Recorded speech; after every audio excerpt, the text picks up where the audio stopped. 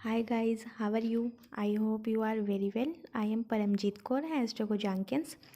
तो चलिए आज हम अपनी डिबेट को आगे बढ़ाते हैं। Today debate topic is president. आज हम प्रेसिडेंट पर कुछ चर्चा करेंगे। जैसे कि हम सभी जानते हैं प्रेसिडेंट भारत का प्रथम नागरिक है और राष्ट्र की एकता, अखंडता एवं सुदृढ़ता का प्रतीक है। जैसे कि संविधान के भाग 5 के अनुच्छेद 52 से 58 तक संघ की कार्यपालिका का वर्णन किया गया है। कार्यपालिका मीन्स जो कानूनों को, नियमों को, नीतियों को लागू कराते हैं वो कार्यपालिका के अंडर आता है। जैसे कि राष्ट्रपति, उपराष्ट्रपति, प्रधानमंत्री, मंत्रिमंडल तथा महान्यायवादी, अटॉर्नी जनरल शामिल होते हैं। जैसे कि राष्ट्रपति बनने के लिए हमें जो एबिलिटी होनी चाहिए वे यह हैं कि हमें भारत का नागरिक होना चाहिए। जो राष्ट्रपति बनेगा वह भारत का नागरिक हो, वह 35 वर्ष की आयु को पूर्ण कर चुका हो, वह लोकसभा सदस्य निर्वाचित होने की योग्यता रखता हो, देन वह सरकार के अथवा किसी राज्य सरकार में अथवा किसी स्थानीय प्राधिकरण में अथवा किसी सार्वजनिक प्राधिकरण में लाभ के पद पर न हो। जैसे कि राष्ट्रपति एक एकल पद की लाभ को अर्जित करते हैं, वे किसी द्विपद के लाभ को अर्जित नहीं कर सकता है। सपोज डैट अगर वे राष्ट्रपति हैं तो ओनली फॉर वे इंडिया के राष्ट्रपति ही रहेंगे, वे किसी सदन के अध्यक्ष या फिर किसी अन्य पद पर कार्यरत नहीं रहेंगे।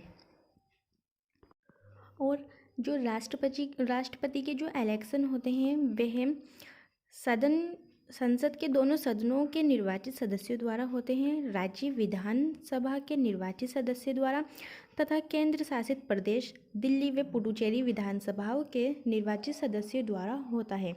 ध्यान रहे राष्ट्रपति का जो इलेक्शन होता है वो निर्वाचित इलेक्टेड मेंबर के द्वारा ही उनका इलेक्शन होता है, नॉमिनेट मेंबर्स के थ्रू उनका इलेक्शन नहीं होता है। इससे हमको ये देखने को मिलता है कि जो राष्ट्रपति का निर्वाचन है वो भारत की जनता के द्वारा ही हो रहा है, क्योंकि भारत की जनता जिनको इलेक्ट करती हैं वही राष्ट्रपति को इलेक्ट करते हैं। तो मूल रूप से देखा जाए तो यह एक विश्वास का भाव उत्पन्न होता है कि राष्ट्र की जनता ही प्रेसिडेंट को इलेक्ट कर रही हैं। तो ये जो था वो राष्ट्रपति के इलेक्ट होने की प्रोसेस था। देन आफ्टर हम आगे बात करते हैं। जो प्रेसिडेंट होता है वो होते हैं वे सिंबॉलिक हेड होते हैं, ओनली फॉर नॉमिनेट होते हैं, वे नॉमिनल होते हैं, नाम मात्र होते हैं प्रेसिडेंट, इसलिए ही उनके जो इलेक्शन होते हैं वो इनडायरेक्ट किए जाते हैं। कॉन्स्टिट्यूशन की जो रियल पावर होती है वह पीएम के पास होती है।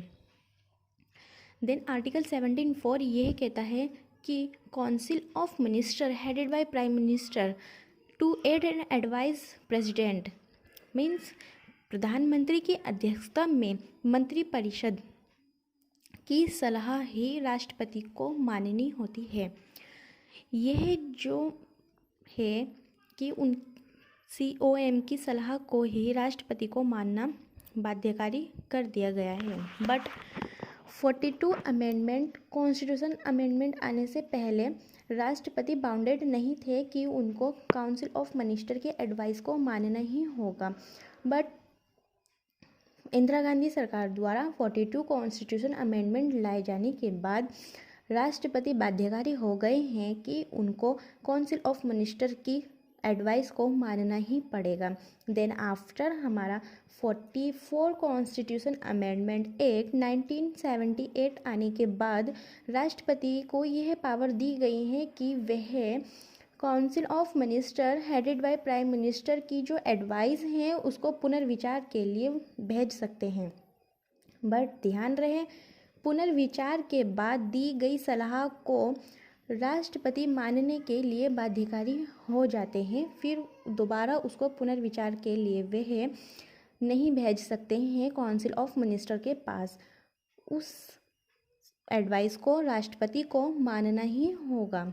तो हम कह सकते हैं कि जो राष्ट्रपति जो अपनी पावर को एक्सरसाइज नहीं कर पाते हैं विदाउट काउंसिल ऑफ मिनिस्टर की एडवाइस के, राष्ट्रपति जो भी कुछ करते हैं वे काउंसिल ऑफ मिनिस्टर की एडवाइस से ही करते हैं, इसलिए ही इनको नॉमिनल कहा जाता है।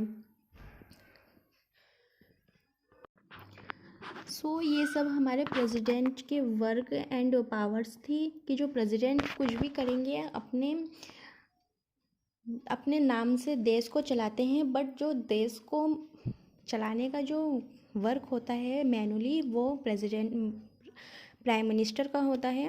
प्राइम मिनिस्टर क्या करते हैं, इसमें जवाबदेही होते हैं prime minister. Council of minister council of minister held by prime minister only for, जो जवाबदेही होती है वह लोकसभा में होती है।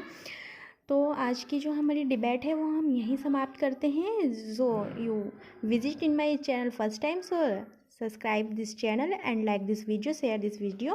थैंक यू सो मच, आपने इतना समय निकाल कर इस डिबेट को सुना।